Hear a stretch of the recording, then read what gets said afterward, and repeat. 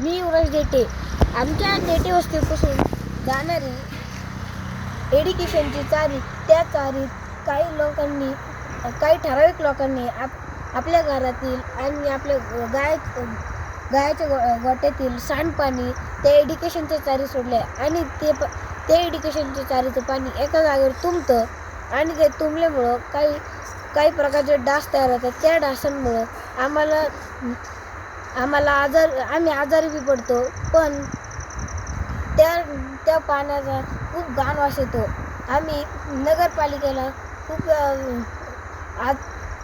अर्ज पाठवले आहेत. त्या अर्जात नगरपालिकेने पण तरी काही ॲक्शन घेतली नाही.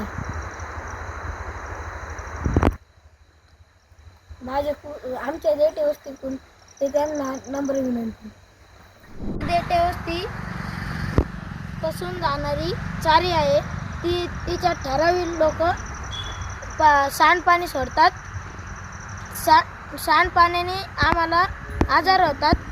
चिकनगुनिया, डेंग्यू असे आजार होत असतात. नगरपालिकेने ते बंद करावे. सांडपाण्याची चारी, ते ठराविक लोक चारीत सांडपाणी सोडतात. गायांचे सांडपाणी व आम्ही आजारी पडतो. म्हणून नगरपालिकेने ॲक्शन घ्यावी. मग घेतली नाही तर आम्ही आंदोलनावर बसू, अख्खी देठ वस्ती घेऊन.